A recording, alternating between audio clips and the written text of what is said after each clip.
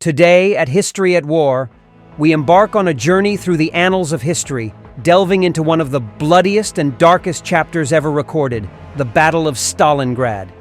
However, our focus extends beyond the broader conflict. We will zoom in on the final tale of the last German Panzer to fight in the ruins, with about 500 German tanks fighting in total in the city. Only 3 remaining German tanks stood in January 1943 as the battle drew to a close. So grab a coffee, sit back, and let's open history to unravel the gripping narrative of the last Panzers.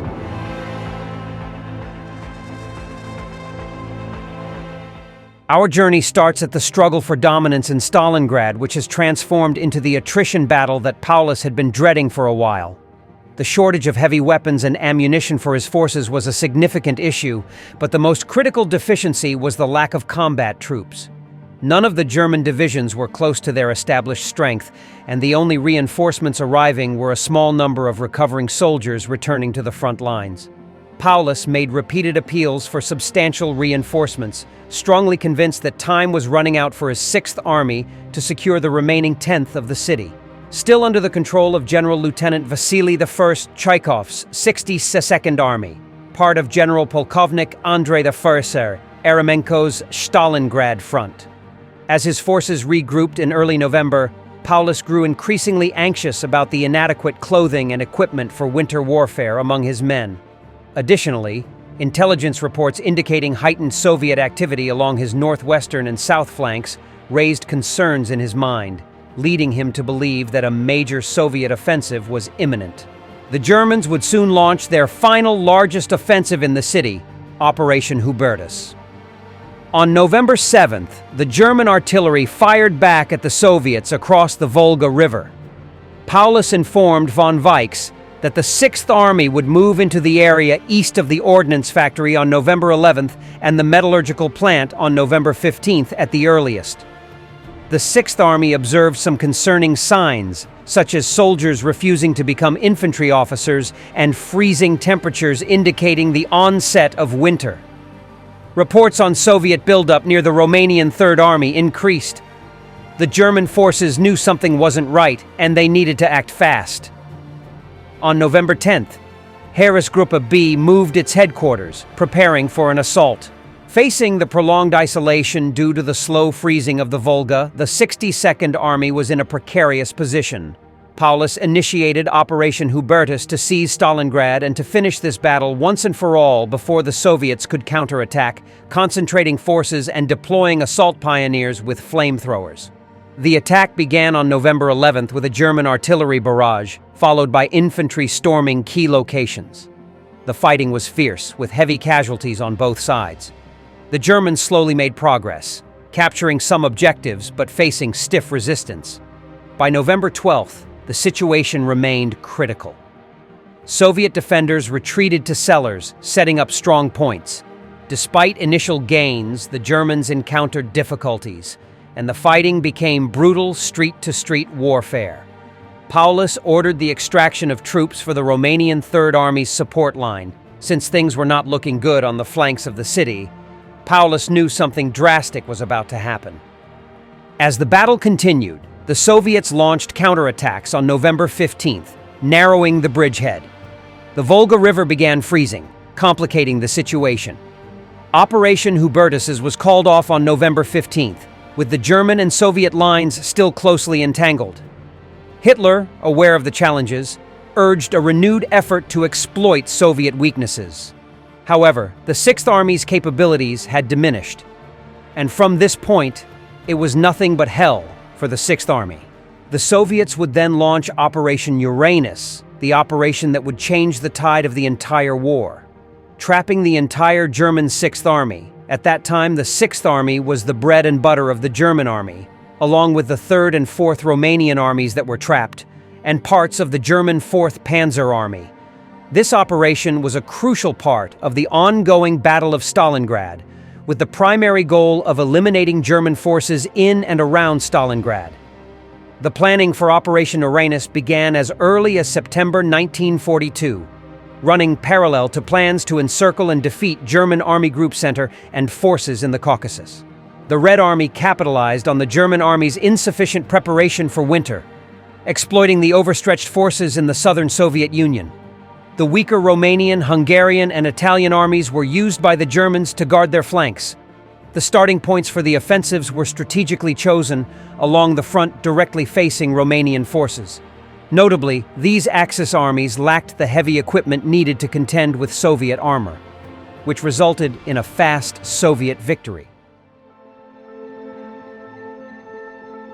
Over the next month or two leading up to January, the chaos in Stalingrad reached unprecedented levels. Day by day, the situation deteriorated further.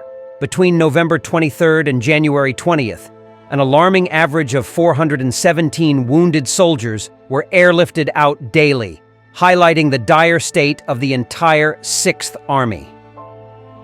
The once formidable panzers of Stalingrad found themselves in disarray, with the 24th Panzer Division reduced to mere remnants of its former strength. Desperate defensive battles unfolded in the streets and around Gumrak Airport, the epicenter of the final evacuation efforts.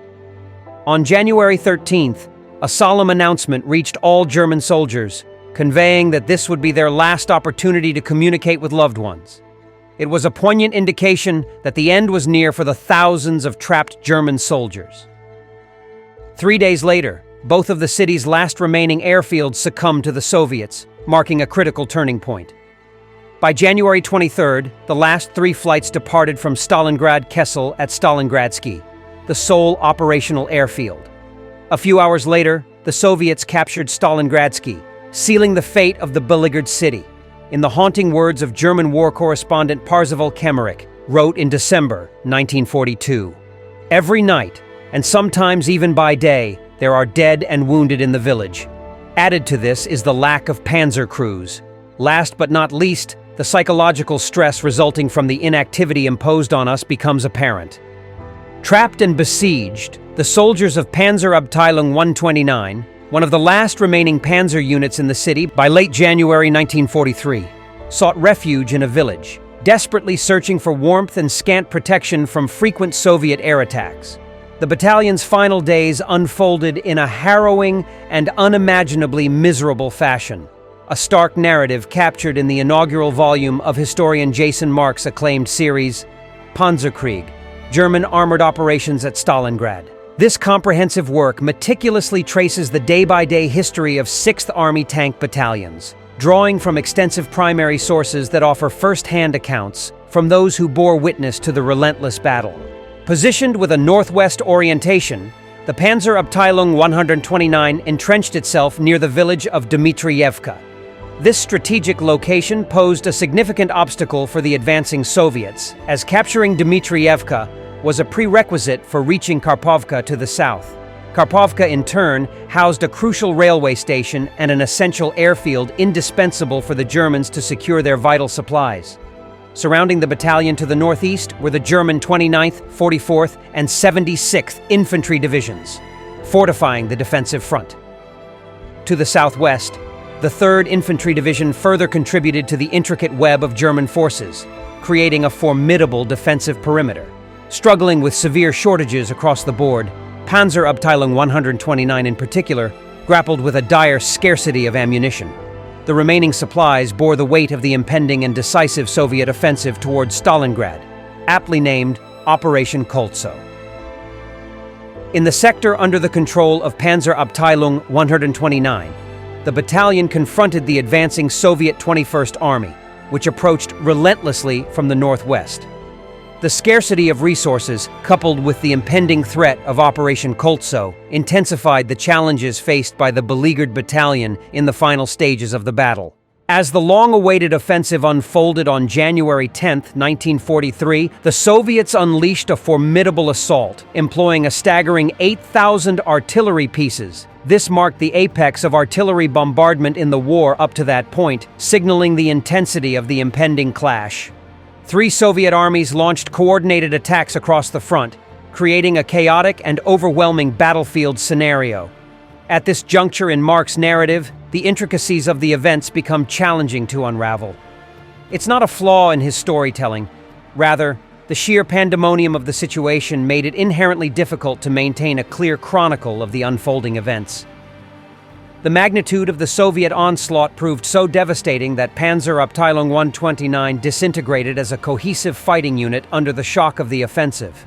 The surviving tanks of the battalion, now in a state of disarray and disruption, merged haphazardly with other German formations as they retreated further into the encircled pocket.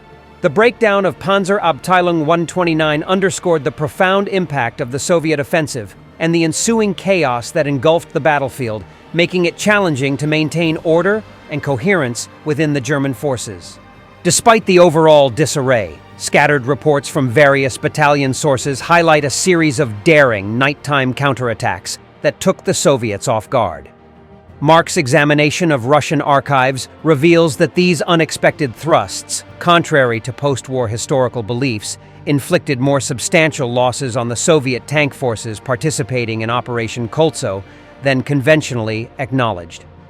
The clandestine and audacious nature of these counterattacks disrupted the perceived narrative of Soviet invulnerability, as dozens of tanks were destroyed in the process.